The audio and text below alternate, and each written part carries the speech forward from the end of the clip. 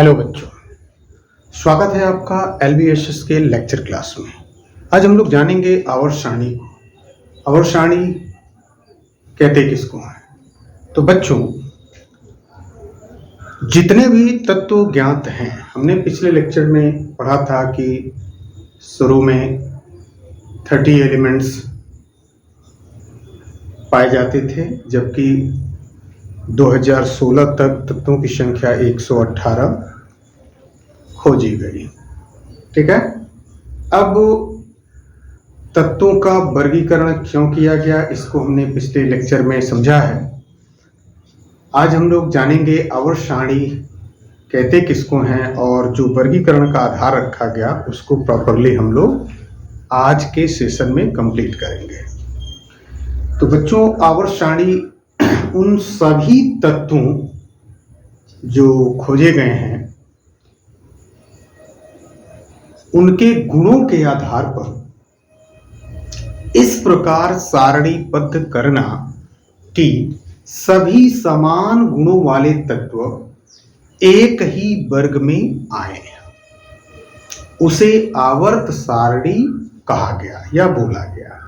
यानी कि जो वर्गीकरण की आवश्यकता महसूस की गई, उसी के परिणाम फलस्वरूप आवर्त सारणी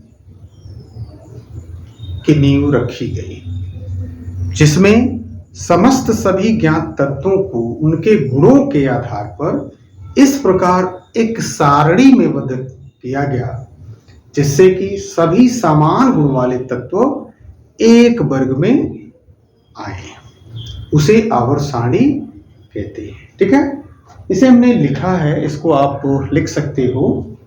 आवर्त सारणी यानी पीरियोडिक टेबल उन सभी ज्ञात तत्वों को उनके गुणों के आधार पर इस प्रकार सारणीबद्ध करना कि सभी समान गुणों वाले तत्व एक ही वर्ग में आए, उसे क्या बोला गया? आवर्त सारणी कहते हैं। चलिए, ये तो हमने सीखा कि समस्त तत्वों को उनके गुणों के आधार पर जिनके गुण एक समान आ रहे थे उनको एक वर्ग में रखा जा रहा था, उससे जो एक सारणी प्राप्त हुई उसको आवर्त सारणी बोल दिया गया। ठीक है।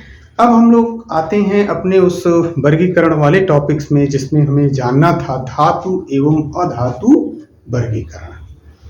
तो चलिए इसके बारे में थोड़ा समझते हैं। धातु एवं अधातु वर्गीकरण यानी metal and non metal classification को।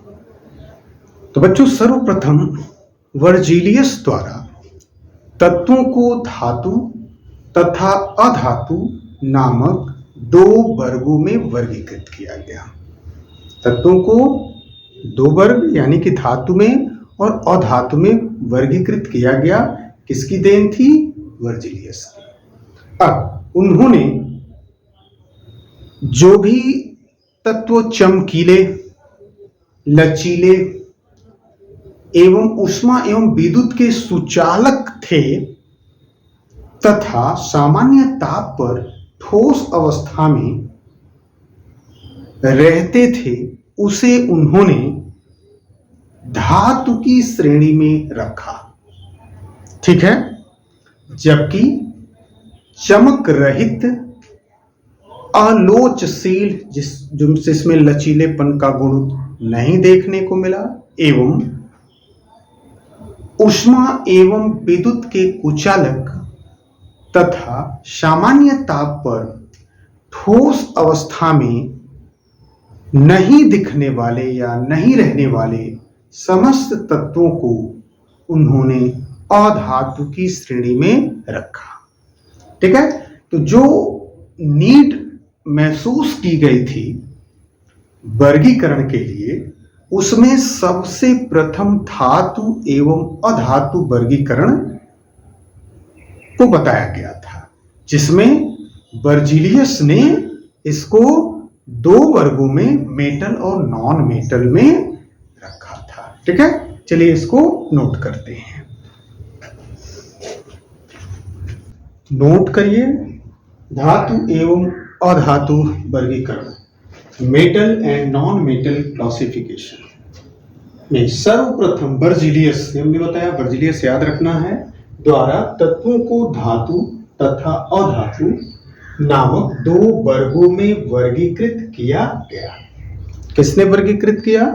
तो याद रखेंगे बर्जिलियस द्वारा। अब धातु यानी कि मेटल और अधातु यानी कि नॉन मेटल में उन्होंने क्या कहा?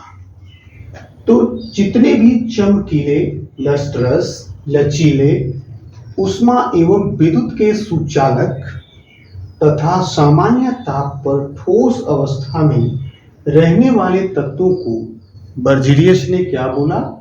धातु की श्रेणी में रखा। ठीक है। जबकि चमक रहित, आलोचशील एवं अनम्य, ऊष्मा एवं विद्युत के कुचालक तथा सामान्य ताप पर ठोस अवस्था में न रहने वाले तत्वों को अधातु की श्रेणी में रखा गया। तो बच्चों, जब धातु एवं अधातु वर्गीकरण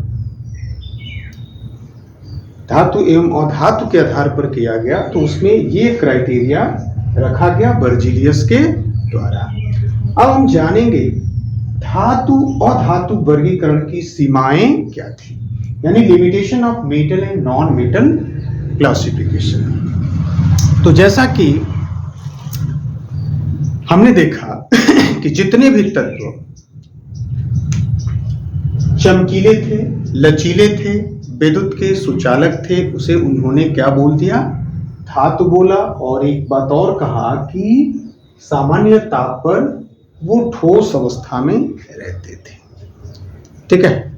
अब लिमिटेशन में इन बातों का ध्यान नहीं रखा गया था कि धातु अधातु वर्गीकरण में जो अधिक सक्रिय यानी मोर एक्टिव जो एलिमेंट थे, धातु थे या अधातु थे, के विषय में कोई भी तार्किक कारण स्पष्ट नहीं किया गया। फिर से, धातु अधातु वर्गीकरण में अधिक सक्रिय जो धातुएं थीं या अधातुएं थीं, उनके विषय में कोई भी तार्किक कारण स्पष्ट नहीं किया गया था। ये एक पॉइंट था। जबकि दूसरी बात थी कि कुछ तत्व ऐसे भी थे उन सभी तत्वों में जिनमें धातु एवं अधातु दोनों के गुण पाए जाते थे, यानी धातु के भी और अधातु के भी दोनों के गुण उसमें विद्यमान थे। उन्हें उपधातु यानी मेटेलॉइड कहा तो गया, परंतु उनका कोई उपयुक्त वर्गीकरण में उनको पृथक स्थान नहीं दिया गया। ठीक है। यानी हम कह सकते हैं कि उन धातुओं अधातुओं में कुछ ऐसे भी यानी कुछ ऐसे भी तत्वों के अंदर गुण मौजूद थे जिसमें दोनों के गुण पाए जा रहे थे, जिसे बोला तो गया उपधातु, लेकिन वर्गीकरण में उनको कहीं भी अलग से कोई पृथक स्थान नहीं दिया गया था। चलिए नोट कर लेते हैं। नोट करिए। सीमा। धातु अधातु वर्गीकरण में अधिक सक्रिय धातुओं एवं अधातुओं के विषय में कोई तार्किक कारण स्पष्ट नहीं किया गया। ठीक है। जबकि दूसरी बात क्या बताई गई कि कुछ तत्व ऐसे भी थे जिनमें धातु अधातु दोनों के गुण विद्यमान थे, जिसे उन्होंने उन उपधातु यानी मेटेलॉइड तो कहा, परंतु इन धातु अधातु वर्गीकरण के अंदर इनका कोई भी स्थान पृथक करके नहीं दिया गया था, माने कोई भी नहीं रखा गया। ठीक है। तो इस तरह से हमने देखा धातु अधातु वर्गीकरण को। अब हम जानेंगे डॉबे-राइनर के त्रिक सिद्धांत को। चलिए हेडिंग बनाते हैं, डॉबे-राइनर के त्रिक।